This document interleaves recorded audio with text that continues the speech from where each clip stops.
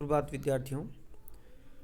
आज हम पढ़ेंगे आपके पाठ्यक्रम में दूसरी इकाई दूसरे प्रश्न पत्र की रस के बारे में काफ़ी कुछ हम पढ़ चुके हैं। अब हम प्रत्येक रस के उदाहरण एवं वह किस प्रकार अवयवों पर उसमें लागू होता है, रस उदाहरण तथा लक्षण। हम श्रृंगार रस के बारे में पढ़ चुके हैं। आज हम दूसरा रस जो है हास्य रस का उदाहरण देखेंगे। सखी बात सुनो एक मोहन की, निक्षी मटु की सिर रीति लेके, पुनि बांधी लयो सुनये नतना, रू कहूँ कहूँ बुंद करी छल के, निकशी हुई गेल होते जहाँ मोहन, लीनी उतारी तबे चल के, पतु की धरी शाह खिसाए रहे, उतग्वारी हंसी मुख चल के। यहाँ रस हास्य है और इसका स्थायी भाव हास। हास्य रस का स्थायी भाव हास है। यहाँ आश्रय गोपी है, यानी हास्य रस की जो उत्पत्ति है वो गोपियों के हृदय में हो रही है, इसलिए वो आश्रय है। और यहाँ आलम्बन कृष्ण है कि कृष्ण को देखकर गोपियों के मन में हास्य रस की उत्पत्ति होती है। यहाँ उद्दीपन विभाव जो है वो कृष्ण का खिसियाना है और अनुभाव है मुख पर आंचल करना, हंसना इत्यादि। संचारी भाव चपलता, हर्ष इत्यादि। तो इस प्रकार हम देखें तो यह कृष्ण को देखकर गोपियों का हंसना है, तब अनुभाव होता है हंसना और मुख पर आंचल करना। और जो आलम्बन की चेष्टाएं होती वो उद्दीपन विभाव, वो कृष्ण का खिसियाना है। इसी प्रकार दूसरा उदाहरण भी है ये। यहाँ पर तेहि समाज बैठे मुनि जाई, हृदय रूप अहमिति अधिकाई, तह बैठे महेश गण दो, विप्रवेश गति लखन को, सखी संग दे कुंवर तब चली जनुराज मराल, देखत फिरई मैप सब कर सरोज जय माल, जही दिशी नारद बैठे फूली, सो दिशी तेहि न बिलो की भूली, पुनि पुनि मुनि उकसही अकुलाही, देखी दशा हर गन मुस्काही।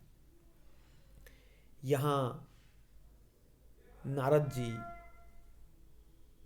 आते हैं वरदान लेकर के, क्या मुझे बना दो। ईश्वर से कहते हैं वो विष्णु से कि मुझे इतना सुंदर बना दो कि मैं शादी के लिए जा सकूं।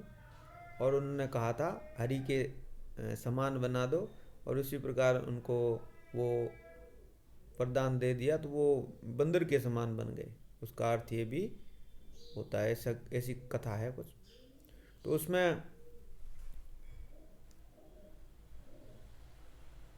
यहाँ हास्य रस उत्पन्न होता है। और हर गण मुस्काही, हर गण, हर के गण हैं जो शिव के गण हैं, और नारद को देखकर मुस्कुरा रहे हैं।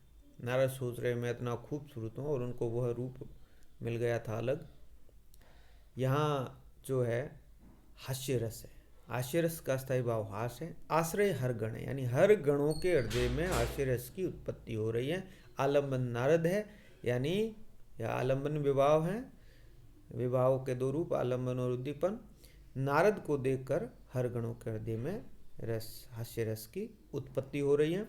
यहाँ उद्दीपन नारद का बंदर रूप है, उनका फूल कर बैठना, उनका बार बार उकसना कि मैं इतना सुंदर हूँ, और उसको बंदर बना दिया था, बंदर का रूप मिल गया था। वो शादी करना चाहते थे कि मैं भी जाऊंगा स्वयंवर में। ऐसी एक कथा है, और ये तुलसीदास जी लिखते हैं। अनुभाव यहाँ मुस्कुराना है। हर गण यानी आश्रय की जो चेष्टाएं होती वो हर गण है, हंसना, मुस्कुराना। और यहाँ संचारी भाव चपलता आती है। तो इस प्रकार यह उदाहरण भी हास्य रस का एक अच्छा और अश्लील उदाहरण है। इसके बाद आता है करुण रस। करुण रस के जो अव्यय हैं हम बाद में बात करेंगे। उससे पूर्व हम एक उदाहरण पढ़ते हैं। आप अन्य उदाहरण भी इन रसों के आपको कहीं से भी प्राप्त हो, सरल उदाहरण भी लिख सकते हो, याद कर सकते हो। प्रिय मृत्यु का अप्रिय महासंवाद पाकर विष भरा। यह खड़ी बोली हिंदी में। चित्रस्त सी निर्जीव सी हो रही गई हत उत्तरा, संज्ञा रहित तत्काल ही वह फिर धरा पर गिर पड़ी।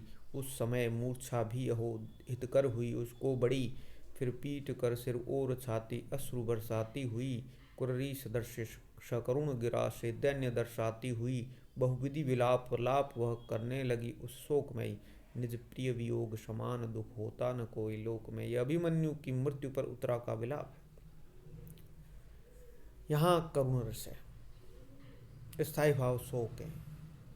यहाँ अभिमन्यु की मृत्यु हो चुकी है और उनकी माँ उत्तरा का, उनकी पत्नी उत्तरा का विलाप है। यहाँ प्रिय मृत्यु का प्रिय महासंवाद पाकर विष भरा, चित्रस्थ सी निर्जीव सी हो गई रह गई हत उत्तरा। यहाँ आश्रय उत्तरा है, आश्रय जिसके हृदय में उस रस की जो उत्पत्ति होती है। और आलम्बन यहाँ अभिमन्यु की मृत्यु है, जो युद्ध भूमि में उनका मृत्यु हो गई है। आलम्बन अभिमन्यु की मृत्यु है। और अनुभाव जो आश्रय की चेष्टाएं होती है, जैसे स्तंभ, पल्लय, सिर और छाती पीटना, आंसू, रोना आदि, और संचारी जड़ता, मोह, दीनता इत्यादि। तो इस उदाहरण में हम पूरे रस को लागू कर सकते हैं। यहाँ करुण रस का विधान किया गया। दूसरा उदाहरण भी करुण रस का एक अच्छा दिया है, और यह नरोत्तम दास स्वामी का काव्य है सुदामा चरित। उसमें से एक अच्छा सवेया है। सुदामा की दीन दशा देखकर श्री कृष्ण कैसे व्याकुल होते हैं, देखिए। पाँव बेहाल विवाइन सो भय, कंटक जाल लगे पुनि जोए। हाय महादुख पाए सखा तुम आए, इते न किते दिन खोए। देखी सुदामा की दीन दशा, करुणा करके करुणा निधि रोए। पानी परात को हाथ छुयो नहीं, नैनन की जल सो पगत होए। यहाँ भी करुण रस है, स्थायी भाव यहाँ भी शोक है। आश्रय यहाँ कृष्ण है, आलम्बन सुदामा है। उद्दीपन सुदामा की दीन दशा, विवाई और कांटों से भरे पैर हैं। अनुभाव अश्रु सुदामा के प्रति उपालंब भरा कथन है। और संचारी भाव यहाँ विषाद और पश्चाताप है। और आपने भरतकार सूत्र भी पढ़ा है, विभावानुभाव व्यभिचारी संयोगाद रस निष्पत्ति। और इन्हीं सभी के संयोग से रस की जो निष्पत्ति होती है वो आश्रय के हृदय में होती है। आश्रय कृष्ण है। और विभाव का मतलब कारण होता है। विभाव दो प्रकार के होते हैं, आलम्बन और उद्दीपन। और यहाँ आलम्बन सुदामा है, यानी उस रस का जनक जो है, उसका कारण है, वो सुदामा है। सुदामों को देख करके जो कृष्ण की आंखों में आंसू आता है।